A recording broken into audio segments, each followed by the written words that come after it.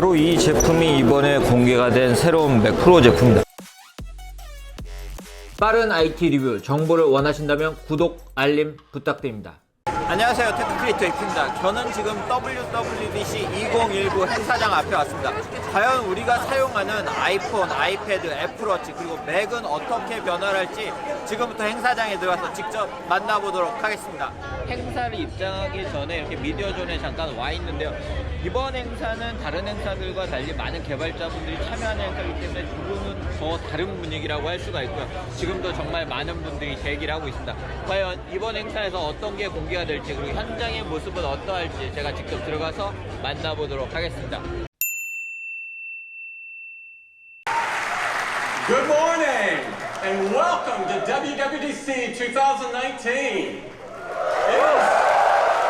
네, 이번 WWDC 2019에도 정말 다양한 것들이 공개가 됐는데요. 먼저 팀 쿡이 나와서 지난 3월 스페셜 이벤트를 통해서 어떤 것들을 공개했는지에 대한 정보를 좀 더 자세히 밝혔고요. 그 서비스들이 공개가 된 후에는 tvOS를 시작으로 하나하나 OS들이 어떻게 업그레이드가 되었는지를 전해주기 시작했습니다.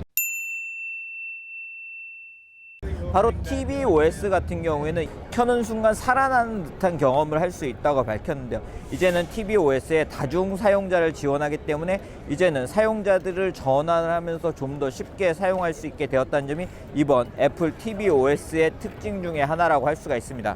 또한 이러한 tvOS에서는 애플 뮤직도 사용할 수 있게 되었고요. 애플 뮤직을 사용할 때는 가사도 이렇게 순차적으로 올라가는 형태로 볼 수가 있기 때문에 애플 뮤직으로 가사를 보면서 애플 뮤직을 즐기고 싶으신 분들에게도 tvOS에서도 좀 더 재미있게 애플 뮤직을 만나실 수가 있게 되었고요. 또한 이러한 tvOS에서는 엑스박스 1과 플레이스테이션 4도 지원을 하기 때문에 애플 TV에서도 좀 더 다양한 경험을 하실 수가 있게 되었습니다. 또한 스크린 세이버 역시 아름다운 바닷속 스크린 세이버도 만나실 수가 있게 되었어요. 두 번째로 발표를 한 건 바로 워치OS입니다. 저도 이렇게 지금 애플워치를 착용을 하고 있는데요. 이런 애플워치에서 이제는 바로 앱스토어를 만날 수 있게 되었어요. 그렇기 때문에 그냥 애플워치를 착용한 상태에서 예전에는 아이폰에서 애플워치 앱에 들어가서 앱스토어를 들어가야 했지만 이제는 바로 애플워치에서 원하는 앱을 선택을 해서 다운로드 받고 사용할 수 있게 되었습니다. 또한 이번 워치OS 6에서는 다양한 페이스가 추가되기도 했는데요. 마치 LMS 에디션처럼 시간의 흐름에 따라서 페이스가 변화하는 페이스도 만나볼 수가 있고요. 그리고 해가 이동하는 거에 따라서 그 모습을 볼 수 있는 페이스도 추가되었기 때문에 다양한 페이스들을 이제 다운로드 받아서 사용을 하실 수가 있게 되었습니다. 그리고 애플워치에서 바로 계산기, 음성 녹음 등의 기능도 사용할 수 있게 되었기 때문에 이제는 애플워치의 사용도가 더욱 높아졌다고 볼 수가 있습니다. 또한 애플워치에서 라이브 스트리밍 API를 통해서 바로 라이브 방송 등을 들을 수 있는 것도 애플워치에서 가능해졌고요. 그리고 활동앱 같은 경우는 기존에는 하루에 이러한 데이터를 보여줬다고 하면 이제는 트렌드를 보여줄 수 있게 변화한 것도 이번 애플워치 OS 6의 주요 특징 중에 하나라고 말씀을 드릴 수가 있을 것 같아요. 그렇기 때문에 저처럼 애플워치를 사용하시는 분들은 이제는 좀 더 지속적으로 본인이 어떻게 운동을 했는지를 확인할 수 있고 그러한 트렌드를 통해서 동기부여를 받을 수 있게 되었습니다. 그 애플워치에서 강조하고 있는 것 중에 하나가 바로 건강인데요. 이제는 청각의 건강까지 애플워치로 관리할 수 있는 기능을 추가를 했어요. 바로 데시벨을 측정할 수 있는 기능이 애플워치에 추가가 된 것인데요. 이 데시벨을 측정할 수 있기 때문에 지금 소리가 어느 정도 큰지 등도 이제는 애플워치로 바로 측정을 할 수가 있게 되었습니다. 저도 종종 이런 데시벨을 측정해야 되는 리뷰를 하면서 데시벨을 측정해야 되는 일들이 있는데요. 이제는 애플워치로 그러한 데시벨을 측정을 할 수가 있겠네요. 또한 여성분들의 생리주기 또한 애플워치를 통해서 관리를 할 수가 있고요. 이 기능은 꼭 애플워치를 사용하신 분들만 사용할 수 있는 게 아니고 아이폰을 사용하신 분들도 사용을 하실 수가 있습니다.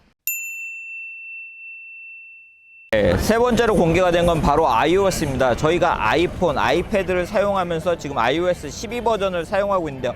iOS 13 버전이 이제 올 가을 정식 배포가 될 예정입니다. 그런데 이번 iOS의 가장 특징은 성능적으로 좋아졌다는 건데요. 바로 앱의 크기가 감소를 해서 이제는 이런 앱을 실행하는 속도가 2배로 증가를 한다고 합니다. 또한 페이스 아이디를 인식하는 속도 또한 30% 업그레이드가 됐기 때문에 이제는 좀 더 빠르게 페이스 아이디를 인식해서 여러분들이 아이폰을 사용하실 수 있고 그리고 앱스토어에 올라와 있는 앱들을 좀 더 빠른 속도로 실행을 하실 수가 있습니다. 앱 실행 속도는 지금도 iOS 앱들이 훨씬 빠른 속도를 제공하고 있는데요. 이처럼 이제는 앱스토어에 올라와 있는 앱을 올리는 구조가 변경되었기 때문에 이제는 좀 더 빠른 속도로 앱을 다운로드 받을 수 있고 실행을 해서 사용을 하실 수가 있게 되었어요. 그리고 이미 많은 분들이 예상하신 것처럼 다크모드가 이번 iOS 13에서 제공이 됩니다. 이미 맥을 사용하시는 분들은 다크모드를 사용을 하고 계실 건데요. 다크모드를 사용해서 이제는 좀 더 어두운 화면에서 좀 더 멋지게 다양한 앱들을 사용을 하실 수가 있고요. 또한 다크모드를 사용할 수 있기 때문에 배터리 또한 분명히 절감을 할 수가 있을 것 같아요. 그리고 다크모드를 사용해서 정말 배터리가 어느 정도 절감이 되는지는 제가 나중에 가능하면 측정을 해보고 그 이야기를 전해드리도록 하겠습니다. 이 외에도 iOS 13은 사파리에서 폰트 변경 기능이 추가되었고 메모를 갤러리 뷰를 할 수 있는 기능이 추가되었고요. 그리고 미리 알림도 굉장히 다양한 부분이 변화를 했어요. 그리고 애플 지도 또한 이제는 완전히 변화했습니다. 마치 다운뷰를 보는 것처럼 현장의 모습을 볼 수 있는 건 물론 이런 부분을 가로로 변경한 다음에 마치 드라이브 하듯이 보는 그런 기능도 추가가 되었는데요. 이러한 기능을 일단 2019년에선 미국에서 제공을 하고 추후 점차 다른 나라로 확대를 할 예정이라고 합니다. 그리고 애플에서 지속적으로 강조하는 게 바로 개인정보죠. 근데 이런 개인정보가 유출될 수 있는 것 중에 하나가 소셜 로그인이에요. 여러분들이 많은 부분에서 사용하고 있는 게 이런 소셜 로그인인데 이제는 애플 로그인도 제공을 한다고 합니다. 이런 애플 로그인 같은 경우는 개인정보가 유출되지 않기 때문에 좀 더 안전하게 로그인을 할 수가 있는데요. 특히 이런 로그인을 할 때 이메일이 필요한 경우가 있죠. 근데 이러한 이메일 또한 랜덤으로 생성을 해서 사용할 수 있기 때문에 여러분의 이메일도 노출이 되지 않으면서 소셜 로그인을 사용을 할 수가 있습니다. 그리고 메시지 기능도 정말 다양하게 변화가 되는데요. 특히 미모티콘 그리고 미모티콘 스티커 등을 사용할 수 있게 되었다는 점이 이번 메시지의 주요 변화라고 할 수가 있습니다. 저도 메시지 기능을 정말 잘 사용을 하고 있는데요. 이제는 아이폰 그리고 맥에서 메시지 기능을 사용할 때 좀 더 자신의 모습을 반영한 다양한 이모티콘, 스티커 등을 사용을 할 수 있게 되었고 이런 미모티콘도 좀 더 다양하게 개인의 맞춤형으로 변화할 수 있는 기능이 이번에 추가가 되었어요. 그리고 카메라 부분에서는 저희가 인물사진 모드를 사용할 때 조도 효과를 적용하는데 이런 조도를 변경을 할 수 있는 기능이 추가되었고요. 그리고 사진 앱 같은 경우는 사진을 보는 뷰를 하는 방법이 좀 더 쉽게 변화를 했고 그래서 연과 월 그리고 일 등을 선택해서 볼 수 있고 거기서 하이라이트 된 그런 사진들을 선택을 해서 볼 수 있는 기능들이 추가가 됐습니다. 그리고 에어팟과 홈팟, 시리 관련 기능도 변화를 했는데요. 에어팟 같은 경우는 메시지가 들어오면 바로 응답을 할 수 있는 기능이 추가되었기 때문에 이제 운동 등을 할 때 빠르게 메시지로 답변을 할 수 있는 기능이 추가가 되었고 이러한 기능은 다른 어플에서도 사용을 할 수가 있다고 하고요. 그리고 홈팟 같은 경우는 핸드오프 기능이 추가되었기 때문에 집에 와서 바로 연속적으로 음악을 들을 수가 있게 되었고 그리고 홈팟에서는 가족들의 목소리를 모두 개인화해서 들을 수 있는 기능도 이번에 추가가 될 예정이라고 합니다. 카플레이에서는 대시보드를 통해서 맵과 함께 다양한 정보들을 함께 볼 수 있는 기능이 추가가 되었고 시리 같은 경우 좀 더 이제 자연스럽게 답변을 할 수 있게 뉴럴 TTS 엔진을 통해서 좀 더 자연스럽게 답변을 할 예정이라고 합니다. 그리고 많은 분들이 이번 WWDC에서 아이패드가 어떻게 변화를 할까도 많이 궁금해 하셨는데요.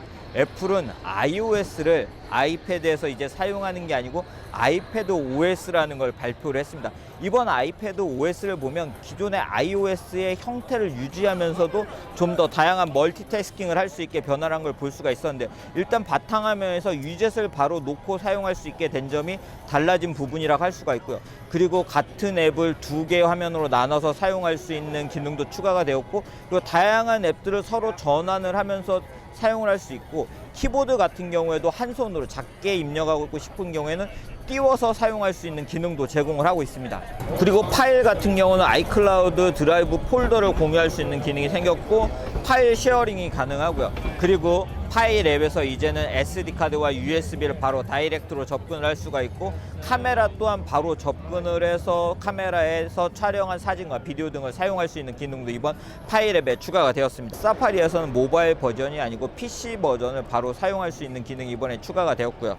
그리고 다운로드 매니저 기능이 추가되었고 폰트 기능을 통해서 새로운 폰트 등을 제공받을 수 있고 저희가 이 커서 등을 이동할 때 커서를 한번 찍어서 한번 원하는 곳으로 바로 이동할 수 있고 전체를 선택할 때도 손가락 하나로 쉽게 선택할 수 있는 기능이 추가가 되었고요.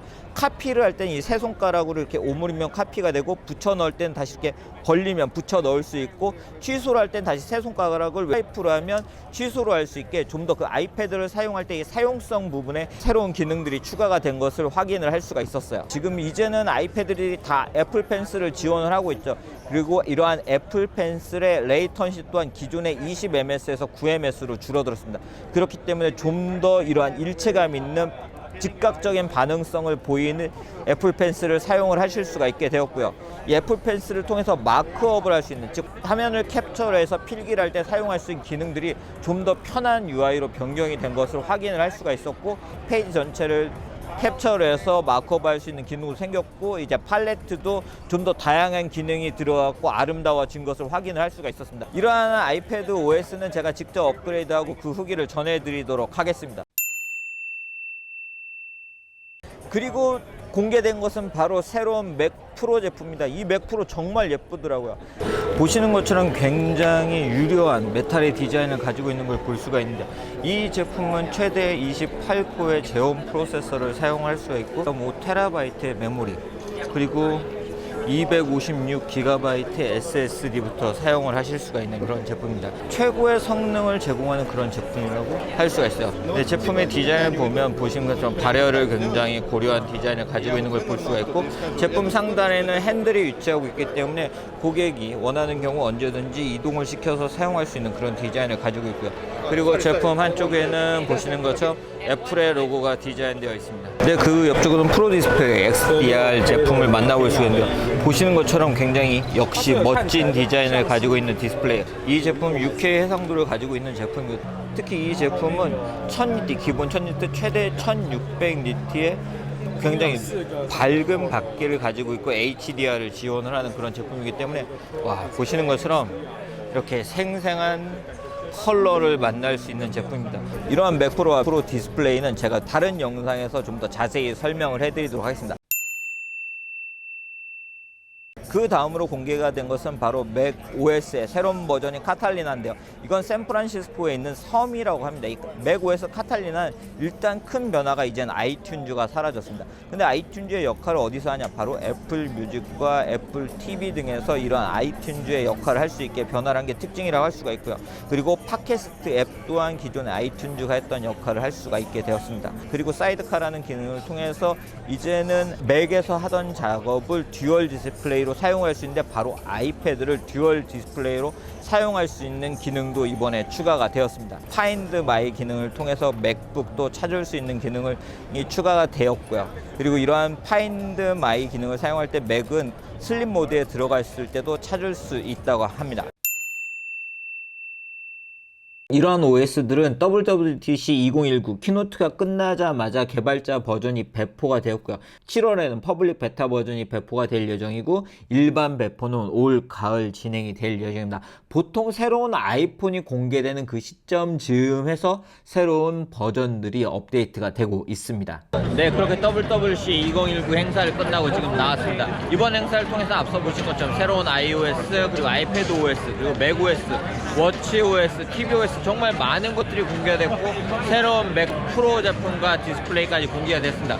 이러한 새로운 OS와 제품들은 제가 직접 만나보고 좀 더 상세한 이야기를 앞으로 전해드릴 예정이니까 앞으로의 영상들도 기대를 해주시고요. 구독, 알람 하시면 이런 정보들 빠르게 만나보실 수가 있습니다. 그럼 이상으로 WWDC 2019 행사장에서 전해드리는 첫 번째 영상을